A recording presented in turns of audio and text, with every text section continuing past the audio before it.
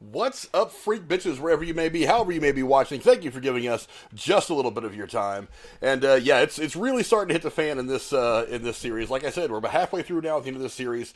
Things were going to happen very, very fast, and we knew it was coming. And boy, a lot of craziness. So we're going to go into that right now with my good friend, my hetero life mate, Mr. Jeremy Wolner. What's going on, my man? Well, a whole lot. I'm back in the saddle, as you can see behind me. Not that I was off the saddle, I was on a different saddle, the home saddle. Yeah, back in his own home studio. We're definitely glad to see that. But Cora will probably be joining us at some point as we get on in the show. I'm sure she's just trying to play some catch up with some things for her day, but she'll be back on at some point. We can probably look forward to hearing from her. But of the first. This episode kind of opens up with Walker he comes across this weird little lair that these people were hiding the flag smashers towards the end of the last episode, and I don't know, was it just me or was Walker not really acting much like a good guy? It seemed we saw a bit of his darker side throughout the course of the scene. What did you think, Jeremy? Yeah, because I think the big tell was at the end of that one episode, when he kind of just was like, well, fuck you guys, instead of fucking them away. I was like, okay, chill, dude. What's your deal? Like, if you got some sort of path that you're not really telling us about, and you're just kind of like, well, then if you're not fucking with me, you're against. He kind of pulled the Anakin Skywalker. If you're not with me, then you're my enemy. That bullshit. Yeah. That's kind of what it sounds like. And it doesn't seem like he's kind of got his own thing going on, it seems like. Yeah, I wasn't really as confident in him being a good guy towards the end of this episode as I was maybe towards the end of the last episode. I still feel like there's a great possibility that there's something very shady about him. But this wasn't really an episode that was centered a lot on him. Actually, it was centered a lot on somebody else, somebody who I expected to see in this episode. But boy, we really saw her in a dark, dark place this here. But as we get done with that, look, and I'm gonna call out Cora right now. She had this one nailed, and I thought it was way off. I didn't think it was going to happen. But the whole breaking out of Zemo, I didn't get that. I didn't see that coming. I really didn't think that either one of them was going to get to the point where they thought that breaking out Zemo was going to be a good idea. And they seemed to run right to it. Well, Bucky anyway seemed to run right to the idea of breaking Zemo out of jail. I don't understand that at all. That seemed like a really weird decision to me. What about you? Well, yeah, and I was kind of saying, he's like, why are you so casual about this? And he walks in, I'm like, nah, because he kind of already did it, didn't he? Because I don't know, maybe, because even Zemo said to Bucky right to his face, like, look, if you're here talking to me, you got to be desperate. Yeah, you might think that it's his only option. Yeah, this seemed very out of character for Bucky. Because I can't... Now, again, there's a lot of suspension of disbelief here, because it is a comic book movie. It's a movie, it's a comic book movie, so, I mean, anything can really happen. But I can't imagine that Bucky would look at this situation and be like, you know what we got to do? We got to break out this guy who, as Sam said, frame me for killing the king of Wakanda, frame me for blowing up the UN, who did all this crazy shit, tried to kill me, broke up the Avengers, did all this bad shit. Why would you want this guy on your side? He's clearly, if nothing else, going to help you until it serves his purpose to put a knife in your back and get what he wants out of the situation. So I don't understand why Bucky would get to the point where he would think that was a good idea. Now, I don't know. The breakout scene was cool. I mean, it was very, it was very kind of like. It was kind of, well, I mean, there's obviously some violence and some action, but it seemed like on the part of Zemo, he was really just kind of like walking through the situation. He didn't really have to fight his way out, with the exception of having to throw a couple of punches here and there. It was kind of a subtle, like Ocean's 11 kind of feel. I don't know if you got that the same way I did, but yeah, it was. It's kind of like it kind of explaining it. I'm gonna. That's how we're gonna do it. Yeah, it kind of struck me as that, which I thought was a really well done scene. But again, I just think the idea of breaking him out is just dumb. I can't see how somebody who's supposed to be as smart as Bucky Barnes, the Winter Soldier, is supposed to come to this conclusion and say, hey, that'd be a great idea. Let's get this guy who wanted to kill a bunch of people out of jail.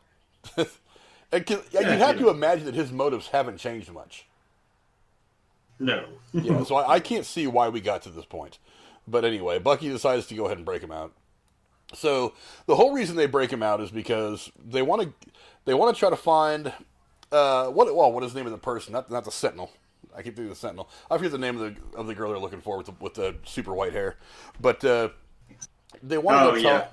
Yeah, well, I mean, and before I get to that, though, really, they also find out that he is actually a Baron. This is something that is obviously from the comic books. He's called Baron Zemo, but never was really touched on when we saw his character Yeah. introduced in Civil War. He actually does come out, and they just said, "Hey, so wait a minute, this whole time you were super rich," and he goes, "Oh yeah, I'm a Baron. My family is royalty. I've been rich this whole time," which kind of makes me wonder. If some shit was starting to go down around Sokovia, why did he just throw his wife, kids, and his family onto an airplane and fly to the Bahamas or something? That's a little. I mean, I'm not one to pick on plot holes, but I mean, come on. If you were really that rich, if you were a European baron, which is royalty, let's face it, it's royalty. Yeah. Why, if you had this Yeah. ability, not only to like fly them away, but you have this ability, or you have this money and all that lasts while you've been in prison for the last X amount of years. Why wouldn't you have just put them on an airplane and taken them to some place that you thought might be safe, rather than just the outside of Sokovia? That's really just nuts. I don't know. I try not to pick on plot holes too much, but I mean that one kind of struck me as weird. Well, also somebody that does seem to think a couple steps ahead in his own, like you said, to his own benefit. It's like someone who would be that smart to plan ahead for something like that. You think that's something that would be a smart move, but I mean, maybe I don't know. Maybe he did. We didn't see it. We'll just have to maybe trust that he did. Yeah, I didn't get that at all. But there was this one part where he obviously picked Bucky's pocket and got his little notebook. I didn't realize. Now Sam says it's the same notebook that Captain America, that Steve is writing in when we first see him at the beginning of Falcon and Winter Soldier. I didn't see it as the same notebook. I just thought it was Bucky's notebook with all these names in it of people that he had wronged. But Yeah. But Zemo seems to take notice of the name of the Asian gentleman whose son that Bucky had killed years ago, that we had seen early on in the series. Do you think that's going to come back into play at some point? Like whenever Baron Zemo kind of makes his move against Bucky and Sam, he's going to try to use this guy as a foil somehow? Yeah, because he's realizing that might be the guy he's stuck on, that Bucky's stuck on. I don't think they would have set up that whole, specifically him, the Asian guy, the dad. They wouldn't have set that up a little bit to not maybe come back on that, because that may be some sort of cataclysm. I know they kind of quickly one and done the congresswoman or whatever she was, that Bucky just kind of, yeah, well, I didn't hurt her, so you guys have a great day. Smile, flourish, as they say in WandaVision. Yeah. Yeah. I don't know. I just realized I forgot to change the hashtags for this broadcast. We'll have to do that I'll have to do that later on. Right now, I still got the stuff from the last show that we did on last Thursday. But whatever, I'll get around to it. But so what's up, Will? I see you, Will Tactics, in the chat. What's going on, brother? Yeah, it was really kind of a. I don't know if they decided to make him the full-on Baron Zemo character until after we had seen him in Civil War. I feel like you probably should have introduced that a little bit more, but whatever. I mean, it's going to work for this series. I do also get the hint. I feel like they're maybe setting Zemo up to be a bigger part of the MCU going forward. Maybe not the big baddie. He's not going to be the next Thanos, but certainly somebody who could be a significant player in at least one or two more films or TV series. Did you get that idea? Because I really don't know. I really don't know if they're going to be able to deal with Zemo. Because, like I said, there's only 3 episodes left now. The ending of this episode is the halfway point for this series. You have to deal with the Flag Smashers. We're going to talk about them. You have to deal with the Power Broker, who we don't even know who that is yet. Is there really going to be time to deal with all 3 of these over the course of the next 3 episodes? It seems like that's a lot. Now, they managed to pull it off with WandaVision, having to deal with the different angles of how things were going to finish themselves up in the last episode or 2. But, again, WandaVision was different. So I'm kind of wondering, are they even going to bother dealing with Zemo at all, or is he going to carry on? Well, it seemed like he was kind of set up to, cool, now I'm out, now I can do my own thing, and he kind of just, he may not be the primary issue right now, but he could be something later. I feel like, yeah, they're going to deal with the Flag Smashers, because that seems like something they're going to deal with first and foremost. That kind of seems like the thing that's kind of the overarching. I don't know. My problem is I'm just like, damn, I wish I would have brought that in here, because I was going to just slowly like bring it up into frame. I was like, because that girl is literally like, leader of a rebellion that's got control of a very large shipment of something that's obviously valuable to any side that could sway the course of anything, especially a rebellion. I was going to hold up the movie Solo. I'm like, I feel like I've seen this shit before. Good on you. You play that character well, but I'm kind of like, all right, well, I've seen this jazz before. I know how this works. Yeah, we'll talk about that. I'm hoping it's not the same. Like, where they're like, oh, now we're going to help you. We're not really the bad guys. Yeah, we're going to talk about that in a second, Will Tactics, because I had kind of thought the same thing. But we'll talk about that in a second. And obviously after that, we see the Flag Smashers. And we got to know a lot. We get to flesh who they are out a little bit more in this episode. Now, obviously, they're not necessarily bad guys. They're probably anti-heroes at the worst. And while they do they do some pretty shitty things in this episode, but you're starting to realize that they're not really there for nefarious purposes solely. They are kind of there to do some kind of good that they don't think anybody, even somebody like the Avengers or the Global Repatriation Council or any of the governments can do to try to help people. And one of the things we see is we see it in the pictures that are on screen right now is the one girl. Why am I drawing a blank on a name for a character in the show? People want to call her Gladys. I know it's not right. Carly? What's that? You talking about Carly, or you're talking about the... Carly, the girl with the curly hair and the freckles. The leader of the Flag Smashers. Oh, yeah, Carly. Yeah, Carly. Yeah, Carly. You see her going to visit somebody who I'm thinking is probably her mother or something like that, maybe an older sister. And she's got with her a pendant that actually has that symbol that we see of the Flag Smashers, the hand with the earth in it. And it's very, very clear that they're not really around just to be djerks. They're not doing bad things for the sake of being bad. They have a good purpose about them. What did you think of that scene, and how telling was it for you that they really aren't the bad guys in this thing necessarily? Yeah, it's because you're trying to reach a goal, and it's how you're reaching the goal is kind of the question of how that's it's all about how you do it. They always say it's not the destination, it's the journey, right? That's what they always say, or whoever they are.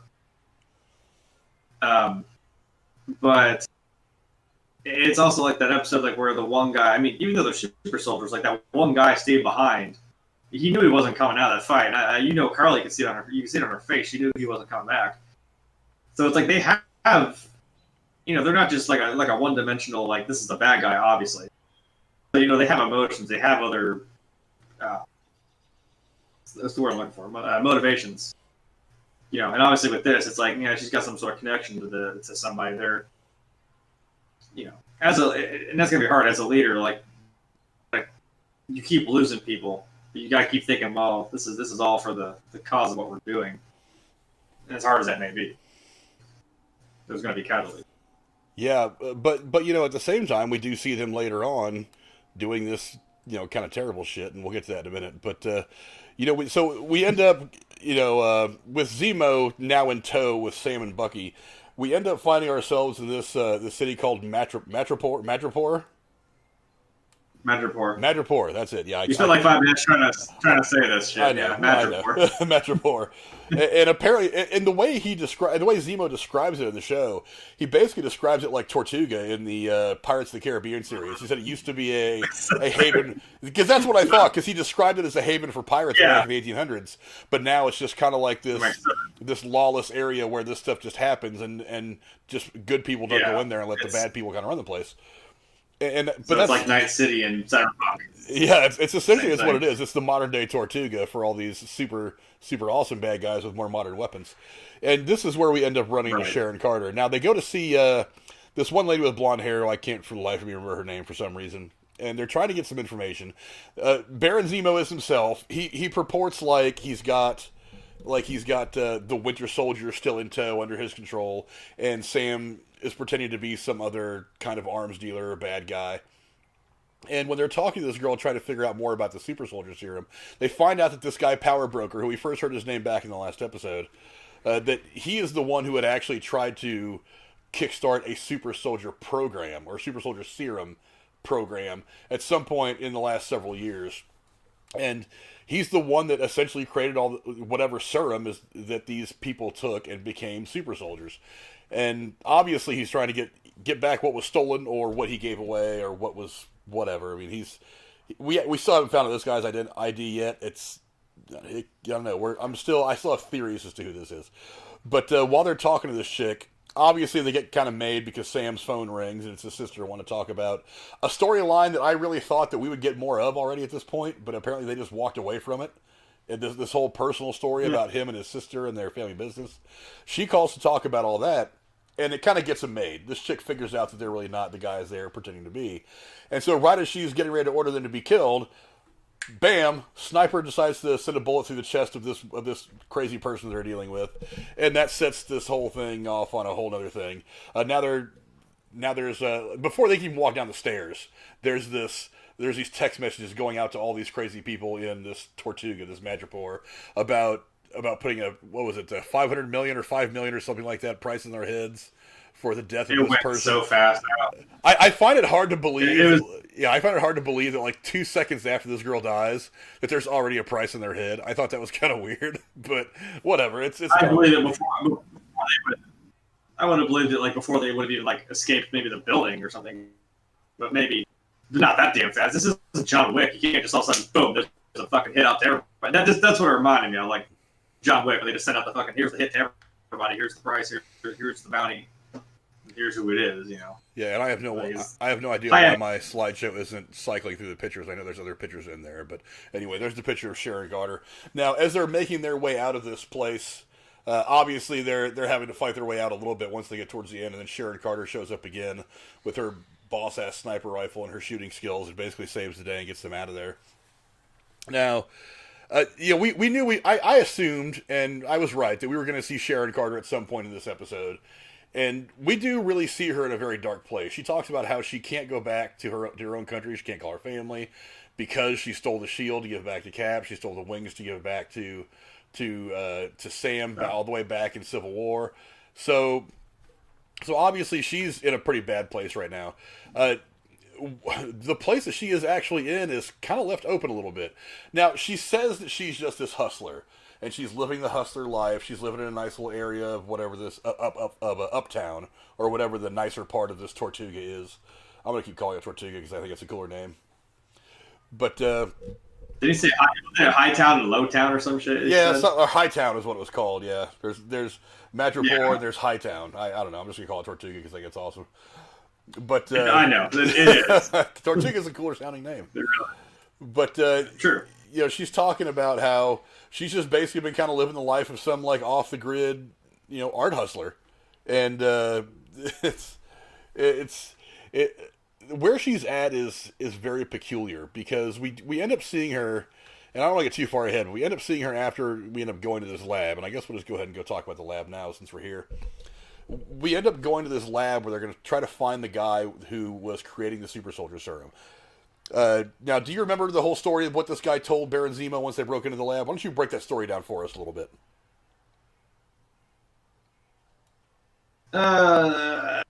Yeah. Put me on the spot.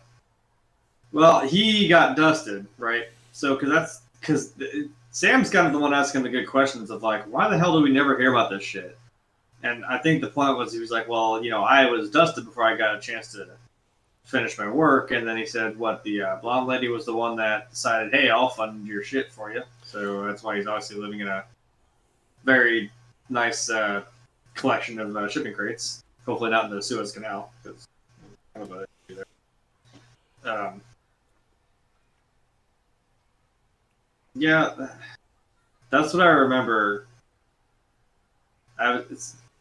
She came home at this time, so I was like halfway through watching it after they had like busted out and shit. So I vaguely remember what was going on. Well, I just remember that, and Zemo doing some shady shit, which I was not. I mean, I wasn't surprised he just slipped the fucking gun from somewhere, and I was like, yeah, well, here he goes.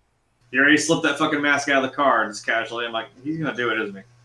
All right, I already see it.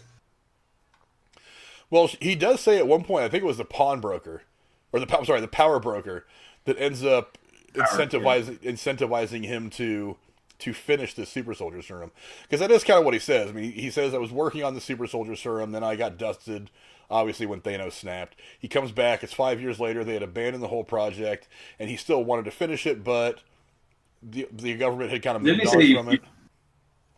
you perfected it, right? He said like I was able to isolate the things in the blood to make it like better. I think is what he was trying to say. Like I basically made this shit better. Yeah, I He think that's made like what do you say, 20 vials of it. Yeah, I think that is pretty much what he was saying. Is that it wasn't so much that you had to pump the serum into this guy and then hit him with gamma radiation like they created Steve Rogers back in the 40s.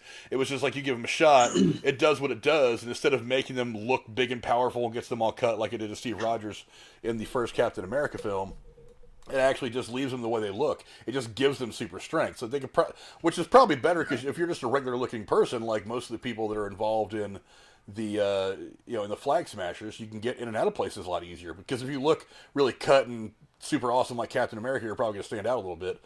These people look very normal. They blend into the background more. It'll probably help them do their missions a lot easier. That's my guess. So 40s technology versus what they can do now. That was kind of it's like, well, this is what we can probably do to make you this way, make this work.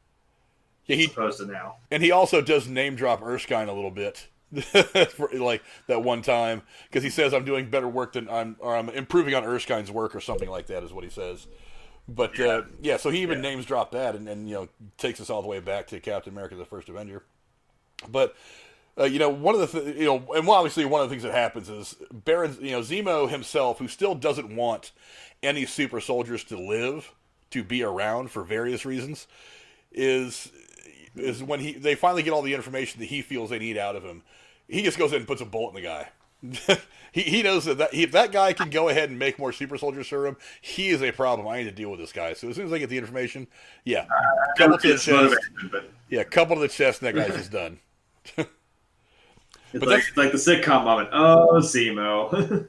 And that's how brutal Zemo is, though. I mean, I get it. I mean, he still has his single-mindedness about what he wants, about what he feels should be done, and that's going to make him dangerous at some point. Again, I don't know if it's going to be in this series or if it's going to be some other time farther down the road in the MCU, but it's interesting to see where all that's going to go with Zemo. But one of the things that really interested me about this, after obviously we had that gunfight when they were trying to get out, a bunch of guys who were after them for killing the blonde lady in Tortuga. They're after him and stuff like that. They show up. Obviously, there's that one really cool screen grab I got. It'll come back up here in a minute of the guy shooting the missile at the hidden lab.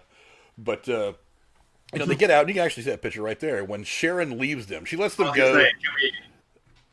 I was like, can we talk about how much ass she fucking kicked in this episode? Holy shit! But she's trying to be like covering for them. I was like, damn. All right. Put her in John Wick 4. Fuck. Yeah. But the actress, period. Just put her in there, damn. Hey, what's up, Cora? Cora's in the chat for those of you who are missing her wonderful voice and all the stuff she brings to the show right now. She's definitely caught some traffic, but she may or may not be here in time for tonight's broadcast, but she'll definitely be here Thursday.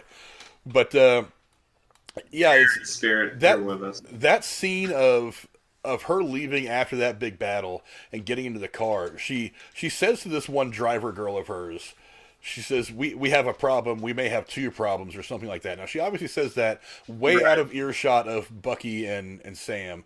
So I'm kind of wondering, what problem does she have? Because as it stands right now, if Sam holds up his end of the bargain, she's going to get her pardon from the government and can go home and maybe even become an agent again or go back to work for the government. But what is she in too deep now? Yeah, what is she into? Now, the girl that plays her, Emily Van Camp, said that she finds that Sharon is in a very dark place. The question is, what is that dark place? Has she turned bad? Has she kind of turned heel, to use the wrestling term, or is there something else? Is somebody got something over her? Is somebody holding her somehow? She says she has to talk to her family. Maybe this power broker's got one of her family members in hostage or something like that. Who the hell knows? But she's definitely going to have. Yeah, she's definitely going to have a much larger, a very large role to play in these next 3 episodes, I think, especially in the way it all ends. But, we move on and we go see this Global Repatriation Council raid that is perpetrated by the Flag Smashers. One of the things about the scene that I liked a lot was the scene where they're standing out there on the street before they actually go in to do the deed. And they're talking about what life could have been. She was talking about, I could have been a teacher, maybe art or history. And he says, oh, maybe I'd have gone in the military. Maybe I'd have done this or that. They're not, you're kind of fleshing them out really, really well. You're letting us know very clearly that they're not the bad guys. There are people that are just in a situation that they feel is sometimes untenable, and they have to do these things to get through it. So it was a great scene again to try to remind us that these people are humans, and they're not they are real people with real problems, and they're not just out there to kill people like some people think. And again, for some reason, my little slideshow thing is not scrolling through pictures. I don't know why. But that the picture you see on the screen right now is of the girl as she's leaving the place after stealing all these again, like vaccines or medicine or something like that, whatever they had going on. What did you think about that whole scene, Jeremy? Because there was a lot to digest in that scene from start to finish. When they were talking outside the thing. Really, just kind of the whole sequence of them talking outside the thing, them actually pulling the job and getting all this stuff, things like that. Oh yeah, because it's. I mean, as far as I remember, again, I'm sorry, I'm so scattered because she was coming home as I was watching it, and like I finished up, and I literally went to go see you right after that. For behind the scenes, for everyone who cares, because they don't know what I'm talking about. Yeah, it's nice to see the in betweens. It's kind of like they're sitting there like not casing the job, but they're just right there. They're like, but then they have discussions. It's like, well. Yeah, you said it's humanizing them in a way that like they're in a struggle, and maybe they're kind of in like a push comes to shove now kind of thing. Because, I mean, I guess I can talk about this now because didn't even when you kind of thought Carly kind of crossed the line here for a second when he's like, I could take a car. She's like, nope. I was kind of like, you're gonna leave your car? That's a loose end, dude. What are you gonna? And then it blew up. And I was like, okay, car. I thought that, but I thought, okay, that's weird. And then car bomb, and then he was kind of like, dude, there were people in there staring. And she was just. That's where I thought she may have gone over the line a little bit because she's like, well, this is the only language these people understand. I'm like, yeah, you might be trying to make a big statement here. And I'm kind of like, damn, dude. It's getting kind of a gray area-ish here. But I don't know. It's when you push somebody to the point of desperation, right? Just people, or a group of people, they all have the same, mindset. I mean, what? Go over to DC, this is what Joker said. He's like, these people... when the chips are down, these people will eat each other. These civilized people. That's his whole point. Yeah, absolutely. American Werewolf in New Jersey is on. Go check out his channel as well. I don't have the link to his stuff in the description below, but you guys can click on him and check out his stuff. He's another up-and-coming YouTuber as well, talking a lot about the horror movies and stuff like that. I still need to go back and watch the Nosferatu podcast that he did because I've really been wanting to watch it. I just keep getting pulled away. But what's going on? I see you guys in chat. Also, Stephen Doolittle just popped in. Like I said, Cora and Will Tatrick in the chat as well. What's going on, all you guys? But, again, I saw a weird kind of dichotomy in these characters in this scene, because you hear that conversation that they have when they're standing on the street corner before they make this raid, and then that cuts to the raid itself, and the raid itself was apparently kind of uneventful. But as she's walking out, the guy's all tied up, and yeah. She turns around and says to him, we're doing what you guys can't do, or something like that. And then when she walks away, just when you think that these people are actually trying to do the right thing, she triggers an explosive and blows all these people up. And that's one of the great things about the way they're putting these characters out there, is there is this weird dichotomy of they are killers, they are very, very dangerous people, but at the same time they do have a good intention. But I am reminded when I watch these people this old adage of the road to hell is paved with good intentions. It's like, so yeah. It's like good intentions, bad execution. That's I mean, why'd you go to the bottom? Didn't she have them like all tied up and sitting there in a fucking circle? And I'm like, why'd you bother even doing that shit if you were just gonna fucking kill them anyway? Why'd you just? Yeah, that's what. Is there some principle behind it? Like, is there? That got to me as well. I just don't know. It's like I said, it's really hard to figure them out because you're not. It's a weird morality. Yeah, it is. It is a weird morality. I mean, it's like, I get that they feel like the only way that they can accomplish what the good that they want to do is being violent. It's not something that we haven't seen in TV or movies a million times before. But if you, I can't reconcile the fact that they managed to take over this place and tie all these people up, and then while they are absolutely no threat to them at all, they've obviously beat their ass already. They're not a threat to them at all. They're tied up around the pillars and the pylons, and they're getting ready to walk out with all their shit. why trigger the explosive? I mean, they're not at that point. They're not going to be able to do anything to stop you. Why not just leave and then you won the swag, you won it from this whole raid. Why don't you just get the hell out of here and leave them alone? Why blow the place up and kill all these people? Because now that's kind of close to you. Like, I'm just thinking from like Firefly. They're like, well, if we go steal these medical supplies, that's kind of more of a galactic thing. But in the same essence, it's a government thing. It's like, it'd probably still be. I mean, they might still just restock it and boom, it's going to be there again. I'm like, now you have another chance to go get it. You got options here. If you just fucking do that once and cut that off, I'm like, well, now what are you going to do? If you keep tying up your ends like that, you got no more to fucking use. You know? Yeah. It'll come back. It's going to be okay. Yeah. You're the kid who uses an RPG in fucking shipment. I know who you are. I'm talking to you. You know exactly who you are. Yeah. You're that person. Yeah. And Baron Zemo's onto us, too. He's in the chat as well. I don't know if you noticed that or not. But oh, there he is. There he is. Hey, whatever. As long as maybe he can give us some insights as to what's coming in the show.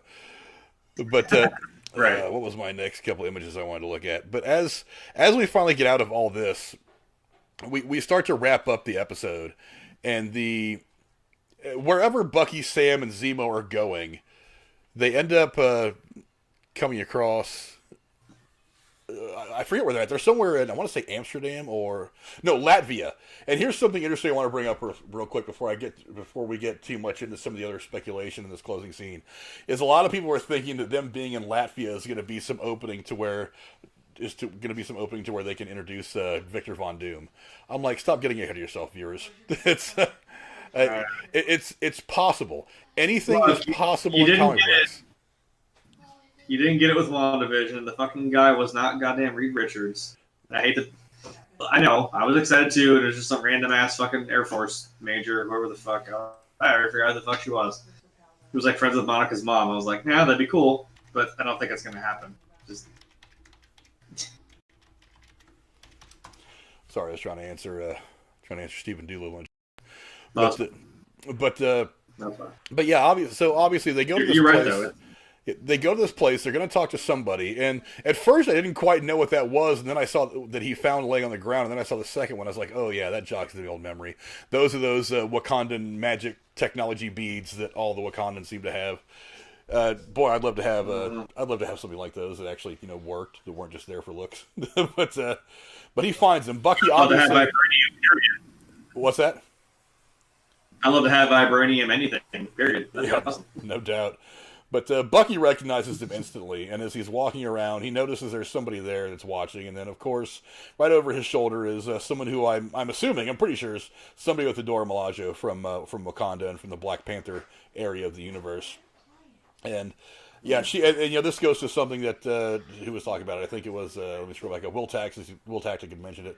He said Falcon and Bucky are going to probably be a global threat to Wakanda since they broke Zemo out. That's an interesting take on things, because I mean you have to imagine the Wakandans are not happy with Zemo right now, and so no, and the White Wolf, as they call him there, not the White Panther. That was funny. Is the one that broke him out. Yeah. Yeah, you got your hand in this. Yeah, they're obvious. I'm not surprised that they're going to have something to say about this. So obviously, that being the last scene that drops right before the episode ends, they're going to leave us hanging just a little bit. But we're going to figure out, whatever their particular issue is with them letting Zemo out of jail, probably in the next episode. That really does kind of expand the number of players in this whole little drama, though, because you've already got so many people involved. You got Falcon Winter Soldier. You got this new Captain America that nobody likes. You've got the Global Repatriation Council is I don't know. They're probably less involved, more really just kind of a MacGuffin. But yeah. But now you've got the Wakandans involved in this shit. So it's like, wow, this is. And again, I say it again. We're already halfway through this series. There's only 3 episodes left. There's a whole lot of stuff that's going to play out. This is the ripples. Now, now it's now it's Wakanda's fucking involved. So that's not somebody you want to have upset at you. So, especially you being the one that they helped out, for a time. Jesus, man, get your shit together, Bucky. I mean, as I will quote CinemaSins. He just always says, "Fucking Bucky." Every time you see him, he goes, "Fucking Bucky." Fucking Bucky. Doesn't matter what he says. Doesn't matter what Texas.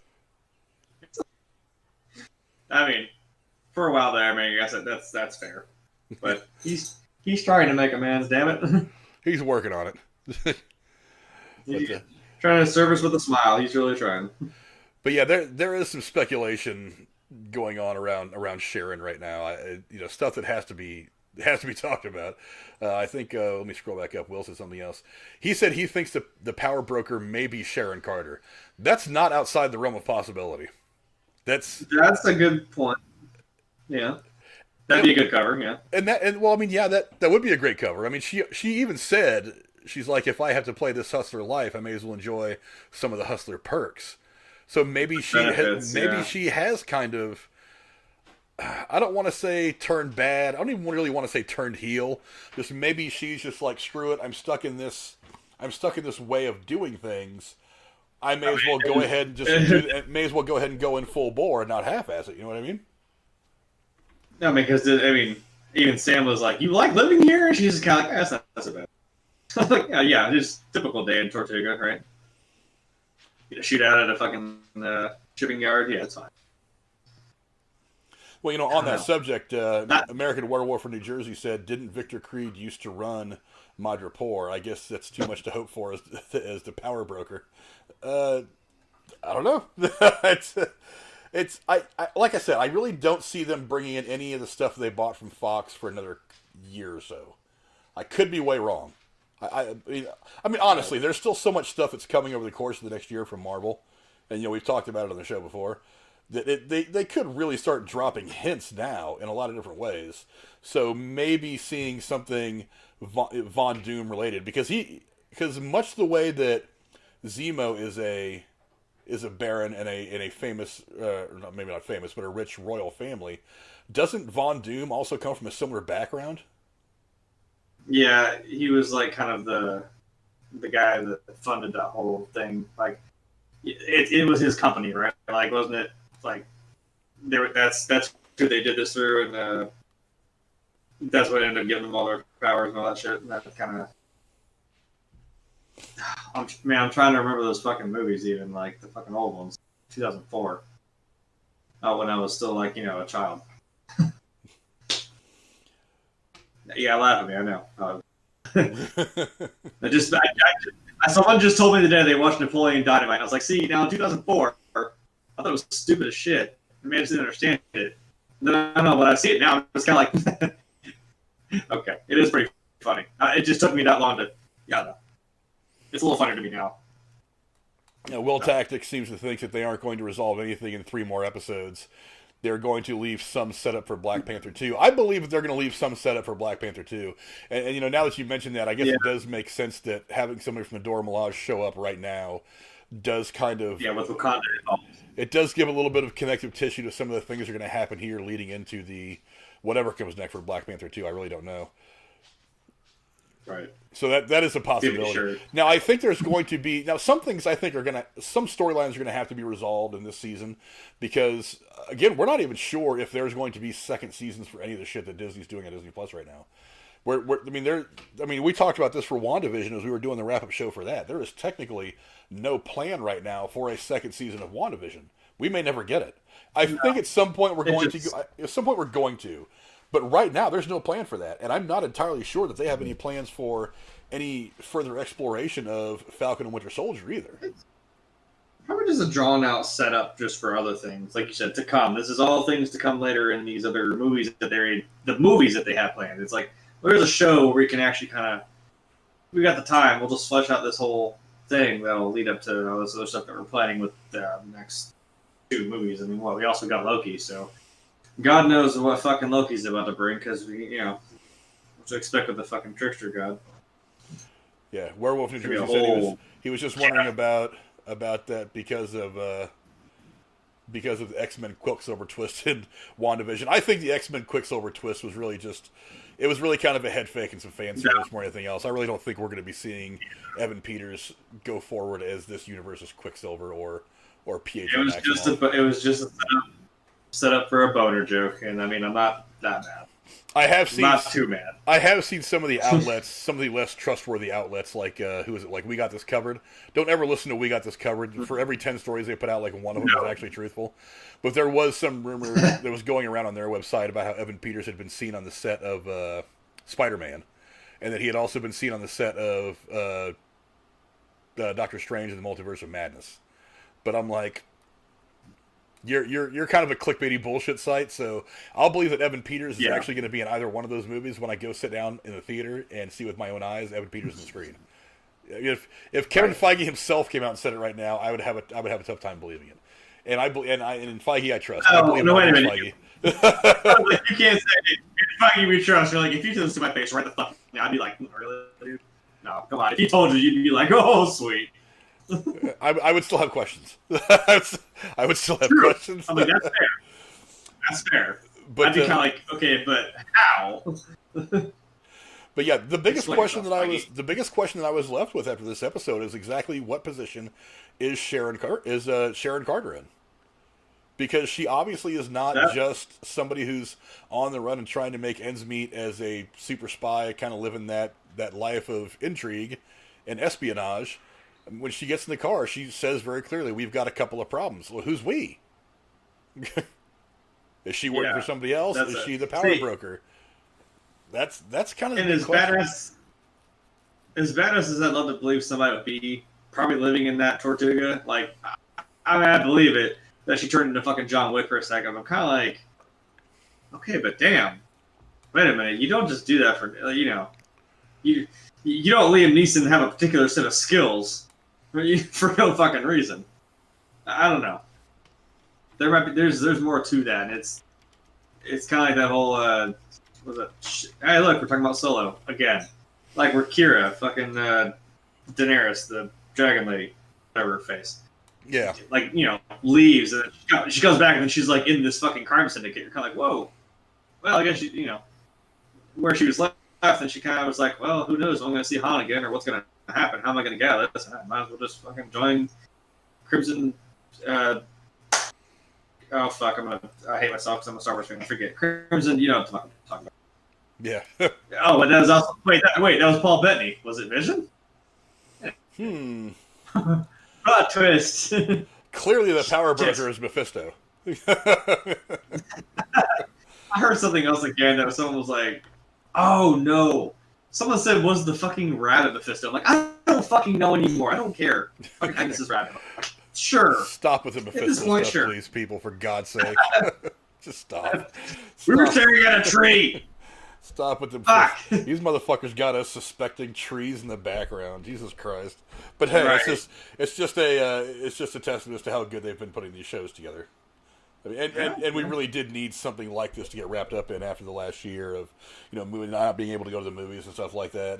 We really needed something like this to get wrapped up in. So I'm really glad they did WandaVision the way they did. I'm really glad they're doing this the way they are. And again, the buddy cop vibes, the one-liners, and the quick back and forth in the middle of gunfights. It's very Tango and Cash, very Lethal Weapon, and I love it. It's fun. Wait for my signal. Goes. God damn it! You're supposed to wait. I said left. You went the wrong way. That's one of the tropes about action movies and buddy cop stuff that I've always found absolutely hilarious. It's like they're in the middle of bullets flying everywhere, and they're having one of these little pecking matches. These are like an old married couple. Yeah, we're doing this now. Now. We're doing this now. Bullets flying everywhere, and they're bitching about who parked where. Why do you park the car like this? Right. You're too close. You don't look at me during anymore. I know. Oh, that's horrible. Well, you see what's going to happen now is somebody's going to start a petition to Disney trying to make both these characters gay lovers, because that's how they do it. That's what they do with Star Wars. So whatever. It's only a matter of time before somebody starts that petition. What, we're going to have Brokeback Bucky? Sure. That's what this is? Brokeback Marvel. Right. That's pretty much all there really is to talk about. God, these last 3 episodes, they're going to be hot. I mean, there's going to be some serious shit going down these next 3 episodes because, again, there's so many players that are on the board right now that you've only got 3 episodes left to kind of tie all this stuff up. Again, I do agree that I think some of this is probably going to carry over a little farther on down the line in the MCU. Maybe Black Panther, maybe Black Panther 2, maybe some other shows. We've got Loki. They actually just dropped the new trailer for Loki. It was actually pretty cool. And Yes. we've also got the Hawkeye series. I think is starting to film very, very soon, to be out sometime a little bit later this year. If they're not already filming it, I think they may already be filming it. But there's just for this series, these next 3 episodes are going to be hot. And I'm really curious. I think the most intriguing things right now about this series are what is now after this episode, what is the true position of Sharon Carter, and exactly what is she into, and ultimately, what are we going to get from Walker, this new Captain America? Is he a good guy? Is he a bad guy? It seems like he does say at one point in this episode, he's like, if we actually do the deed, they're not going to care about how. That makes me think that he is, while he may still be a good guy, he doesn't exactly have the same moral compass that Steve Rogers has. Because Steve Rogers, that kind of thing, how you did it would have mattered. This guy's just like, they're not going to care how we do it as long as we get the job done. And that is something very, very different from what we've seen the last, 10, 11 years with the Steve Rogers, the Captain America that we've come to know. So it's going to be, these 2 characters right now are the most interesting things that are ahead for us to find out exactly what they're made of and exactly what their motives are. And you know what Steve would say? I can do this all day. I can do this all day. I almost bought one of those the other day. Listen, but I've got the clapboard going on, so I'm gonna let you do that thing in the background. I got the clapboard. Yeah, I'll keep that. I had to keep the quotes going.